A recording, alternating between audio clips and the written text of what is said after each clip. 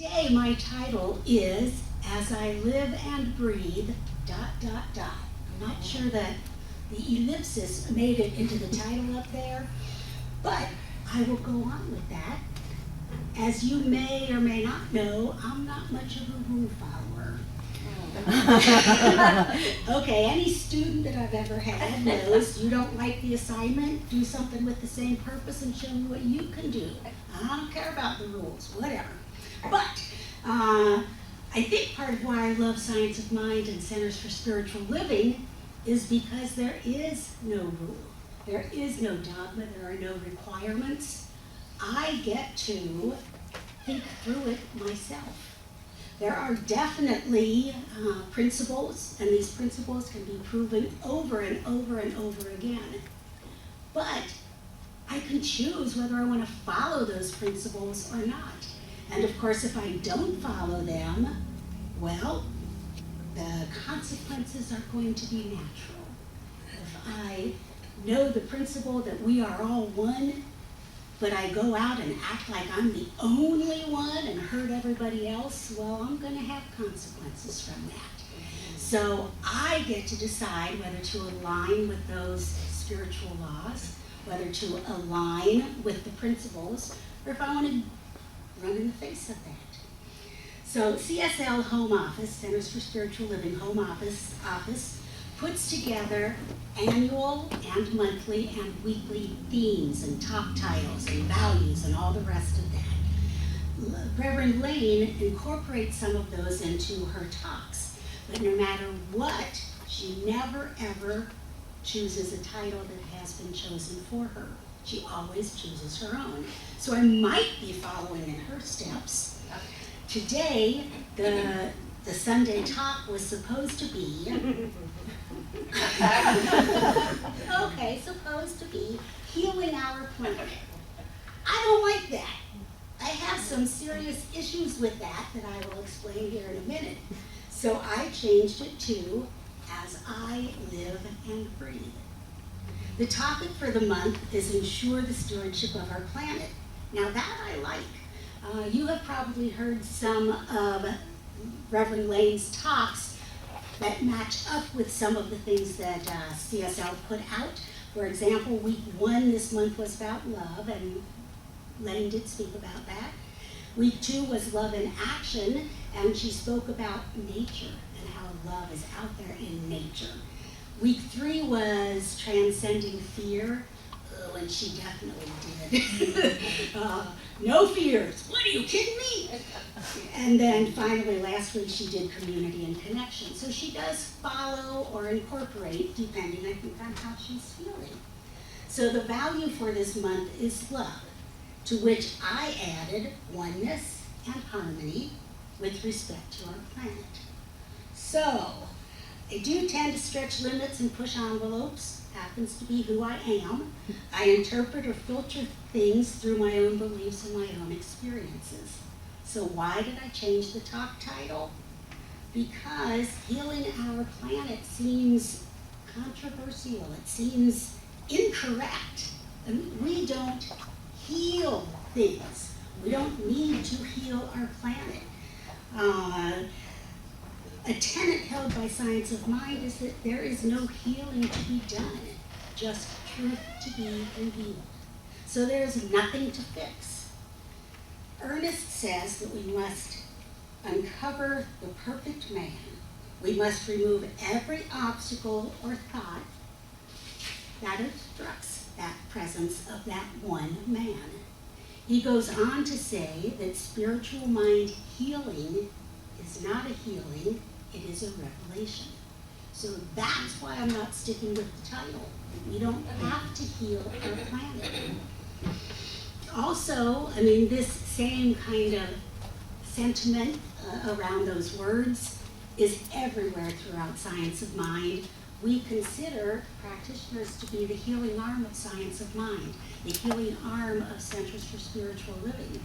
But if there's nothing to heal, maybe we need a different kind of term for that. Always, though, nothing to be revealed, or nothing to be healed, just truth to be revealed. So what is the truth about our planet? if it doesn't need to be healed, and I believe it does not.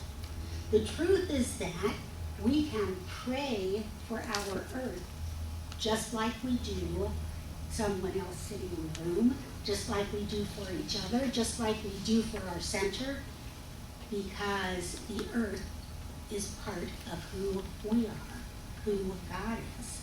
So what's the truth, the whole truth, and nothing but the truth about planet Earth? The earth is just as whole, complete, and perfect as every other part or every other expression of God. Doesn't need to be healed. I would like for you to read with me. Yes, there it is. This is a quote from Ernest Holmes in Living the Science of Mind, What We Believe.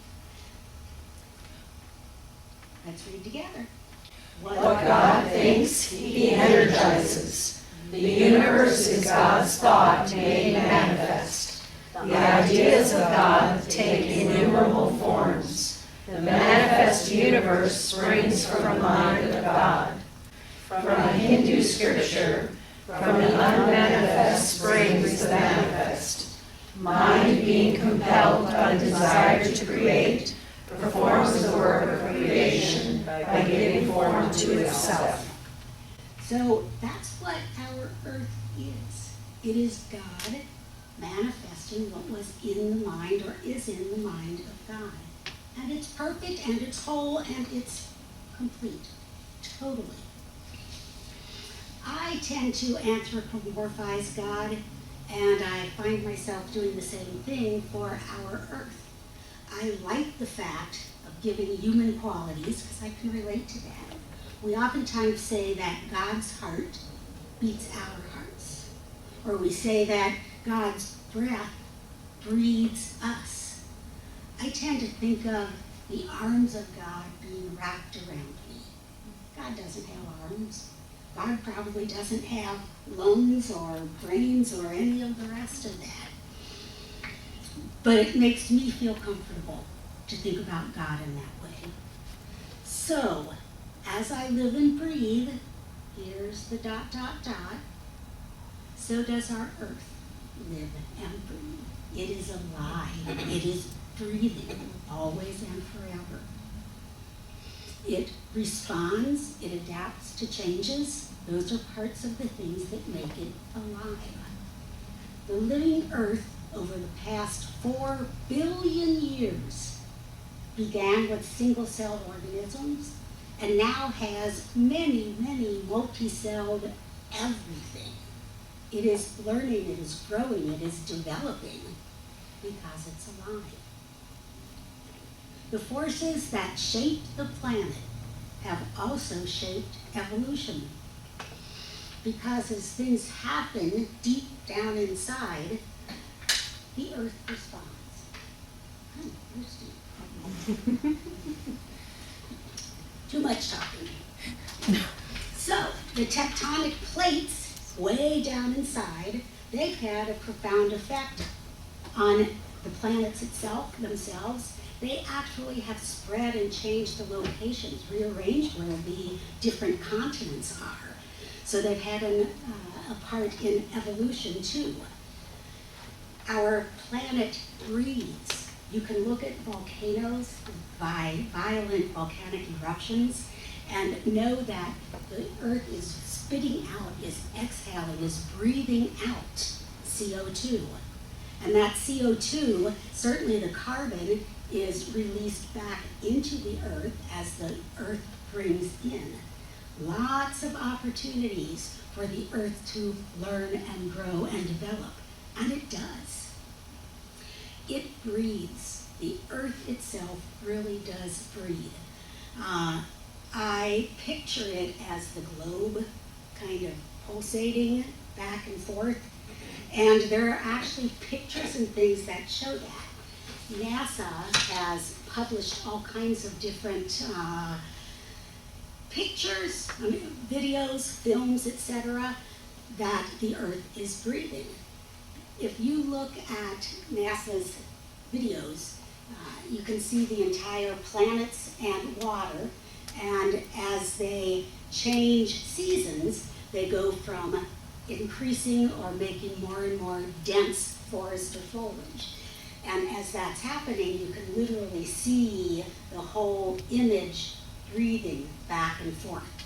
There's another one of the Canadian forests where the earth is undulating. I mean, you actually see the ground, the solid ground, pulling up and kind of settling back, and pulling up and settling back. So I'm not making up that the earth is alive or that it's breathing. There's lots of info out there. You should check out some of the videos through NASA. They're beautiful. So solid earth breathes as the volcanoes exhale their gases, and while the carbon ultimately returns back to the deep earth, that's the inhalation. There's another something I'd like you to read with me about Earth. So, the world is not a problem to be solved. It is a living being to which we belong. The world is part of our own self, and we are part of its suffering wholeness. Until we go to the root of our image of separateness, there can be no healing. And the deepest part of our separateness from creation lies in our forgetfulness of its sacred nature, which is also our own sacred nature. This comes out of a book called Spiritual Ecology, The Cry of the Earth, but the quote is actually from Thich Nhat Hanh. So, saying all these things about our Earth being alive, about it breathing, is it possible to kill the Earth?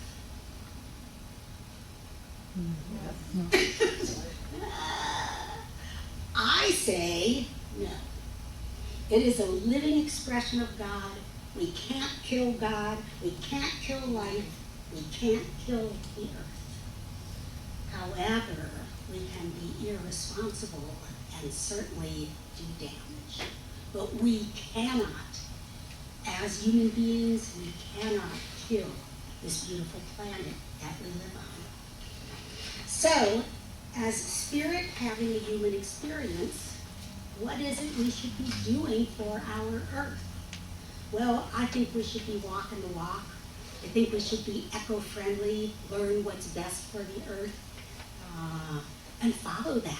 Learn and do and be responsible for how the Earth is treated. I think we should live accountably. If it is time for us as the ones calling forth a world that works for everyone, which is what we as religious scientists claim, that we as a collective of sentient beings require for the highest and best for those on the earth. We need to think about that and do that. But we also need to be willing to change. As we usher in this world that works for all, we must be willing to change. Now, does that mean we should recycle? I don't know.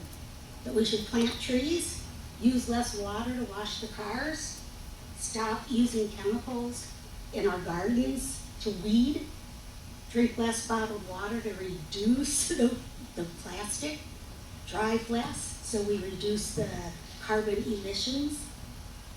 Whatever you decide to do, it's yours to do. I can't tell any of you what you need to do, but I know what I need to do. And as I investigate, I find that more and more that there are things that I can do. The earth upon which I walk and stand and live is holy ground. In this age of global warming warnings, wildfires, floods, hurricanes, extinction of animals and plants, we have to choose. Are we going to choose to align with the consciousness that says, oh, well, too bad, I can't do anything, it's too late, we're just going to kill this earth? Or do I choose to demonstrate what we believe in the philosophy of religious science? That it is alive, that we are alive, that we are it and it is us, and we can do things to to keep it living and growing and developing. I'm sure you're surprised that that's what I think we should do, but I do. So, the song that we heard not too long ago kept repeating that we are the ones that we're waiting for. It's ours to do. There is one more quote that I'd like you to read with me. This is JFK, and he says, If not us, who? If not now, when? Well, those questions I think are exactly what we need to be asking ourselves. We walk the walk. All of our thoughts, words, and actions ideally will follow the sacred truth that we know. Based on that, our level of being accountable and responsible citizens of the earth, that should rise. That should become greater and greater as there are more and more of us believing this. So one more thing in conclusion, walking the walk, I think, is a good thing to do. One of the things we say around here is treat, which is spiritual mind treatment, and beat your feet. So we do both. We treat and then we do what needs to be done. But let's go back to that treating piece. Many of us know, and many of us, if we don't know, it's time to learn that everything is created twice. First time it's in consciousness. The second time it's in form. But everything comes into being with those two things. That's what your practitioners do for you when you give us a prayer request, and we take that and we put the truth of that into consciousness so that the form can then come from that, come from within. So there was a little book that went along with the one that we read from, that one quote, and it's called Spiritual Ecology, 10 Practices to Return to the Sacredness in Everyday Life, particularly the sacredness in creativity. So, the presence of celebrating the divine, I mean, that's how we do that. We bring about recognizing in creation, recognizing in the earth, in the people, in the peoples, in the mountains, in the whatever, that is God expressing, no matter what the form. It is all God expressing. And that's how we do that and create that in our lives. We make sure that we know that. We recognize the God in every single thing we see. There were 10 quick practices. I could go into each one. It's a very simple, small book. I'm not going to do that, but I want to mention them. And the way that these two authors wrote, just beautiful and simple and easy. So the ways to practice the presence, which is what we call that also, you can do that by walking and recognizing the earth under your feet is God. You can do it by breathing. You breathe in and breathe out. Know that that is God. You are breathing in God because that's all there is to breathe in. You can do it by gardening and running your fingers in the dirt that creates food, that grows food and beauty and flowers. You can do that through looking at the seeds and what their stories are, through cooking with love, through cleaning, not my favorite, but cleaning, if you are paying attention to what you're cleaning, what you're touching, what you're seeing, it is an activity of recognizing the divine.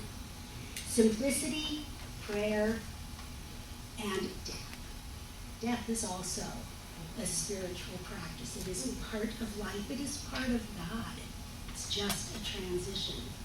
And then meeting with the sacred, always and forever. So, can't kill this earth, but let's treat, let's speak its truth, let's recognize, let's share, and then beyond that, let's feed our feet. Do what we choose to do to make this earth healthier, to make it represent spirit in our lives. Thank you.